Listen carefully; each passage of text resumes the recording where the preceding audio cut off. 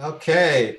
Good morning, all. Hi. Morning. Or good afternoon, excuse me. Yeah. Wait a minute. I'm sitting there. Okay, the bitch who stole Christmas. Okay, cool. Then the movie opens up, and you're in a town called Tuckahoe.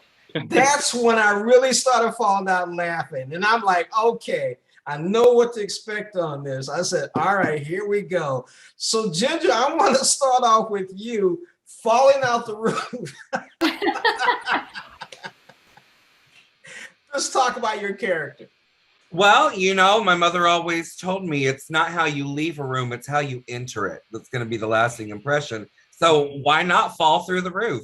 It's gonna set the tone for the rest of the evening. I play Hazel Delashes, who is somebody that I love her so much because to me she's the best parts of my Aunt Joanne and my mother and my Aunt Glenda Faye. All these, of course, they're very Southern women, but they have that big heart and that big hair, and they will give you the shirt off of their back, but they'll read you into the carpet for not bringing one of your own. So, I was so attracted to her just from reading the script. I knew her, and I know her very well. Cool. Andy, I'm not gonna say much to you because as soon as you took your shirt off, wait a minute, I've been going to the gym for years and I look nothing like Andy. So what advice can you give somebody who's addicted to Oreo cookies? I say live your best life, and I think I think you look great. So just keep doing what you're doing. As long as I don't stand up, yes, I look great. Andy, tell me about your character. That was kind of cool. Yeah, so I played Big Russ. I'm the mayor's head of security, and he's part Aiden, part Mr. Big, and big part brawny paper towel guy. Um, and he's got a strong moral compass and a heart of gold, and he's got a devastating past. And that's all I can really say. It was very interesting, all the innuendos that are in there. And Krista, your character was just something else. I love the idea she came up with. So let's talk about your character. I still love the movie. I'm still laughing at that. Go ahead.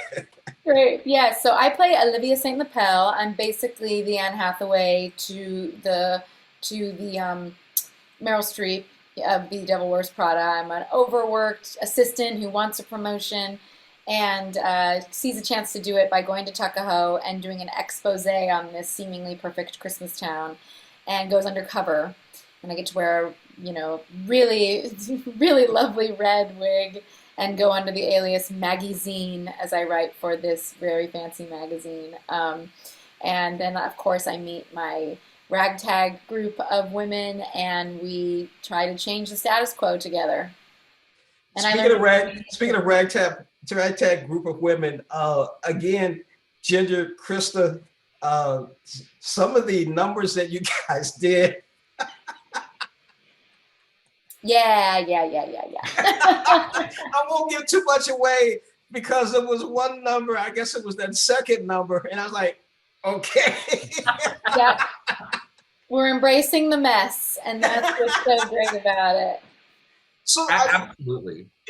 so any one of you could chime in on this.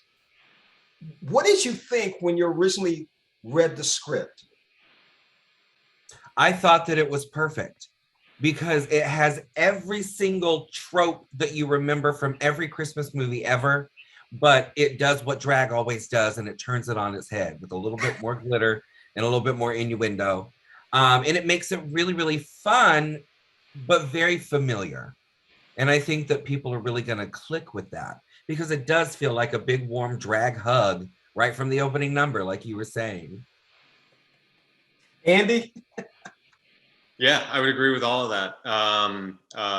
Part of the reason that we watch Christmas movies is the nostalgia that we feel, and it just that warm fuzzy feeling, and I think that this movie has that in spades, and so much more. Yeah, I really enjoyed it was really interesting to bring in Charo, Coochie Coochie Girl. It was fun to see her. Krista, what did you think when you read the script?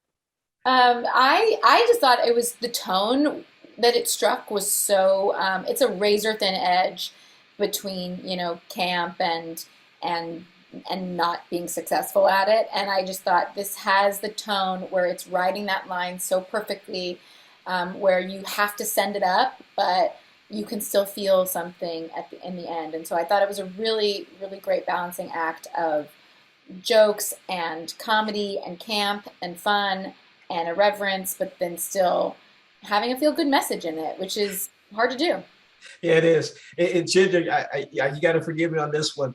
I really enjoyed that the drag stuff. I enjoyed all of it. It was just fun, and the jokes, everything. I was like, who can watch this movie? I mean, this is going to be interesting. Krista and Ginger, thank you so much for joining me on Morning Blend. It was a pleasure watching this movie, and I'll be careful not to grab my ankles. Okay. Thank you. Thanks.